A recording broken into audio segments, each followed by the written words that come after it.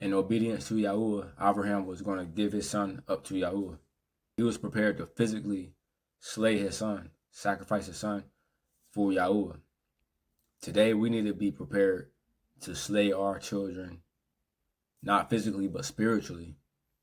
Verse 10, and Abraham stretched forth his hand and took the knife to slay his son.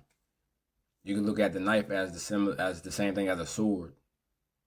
The word is a two-edged sword. We need to be able to take the sword, take the knife, take the word, stretch forth our hand with the word, and slay our sons and slay our daughters with the word. We got to be able to sacrifice our sons, our daughters with the word. It's sharper than a double-edged sword. We have to have faith in the word. The word is our knife. The word is our sword that we use today to slay our sons, to slay our daughters.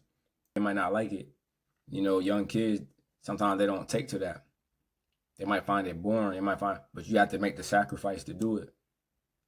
Because you know what's better for them. You know that you need to be obedient to YAHUAH. You can't be people pleasers. You definitely can't be pleasers to your kids. You give your kids what they need. What they need is the word. You got to slay them spiritually with the word. Offer them up to YAHUAH. Verse 12, and he said, lay not your hand upon the lad, neither do you anything unto him. For now I know that you fear Elohim, seeing you have not withheld your son, your Yaqid, from me. Don't withhold your kids from YAHUAH. Slay them with the word spiritually. Correct them with the word. Slay them with the word. Hit them with the word. I believe in whoopings. I gave my kids whoopings.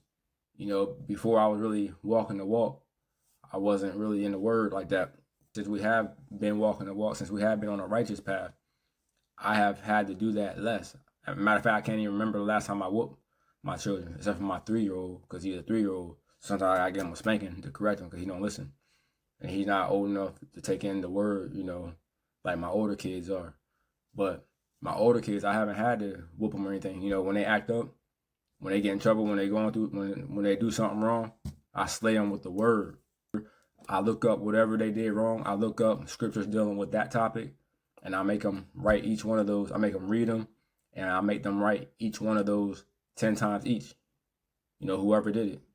Whoever did it, I make them sit down, and they can't get up till they're done, and we talk about it, and I make them tell me what they got out of each one. We go one by one. I make them read it to me. After they're done writing it, I make them read it to me, and then I ask them, what does that mean to you? Or what did you learn from that? How are you going to correct your ways based on that scripture?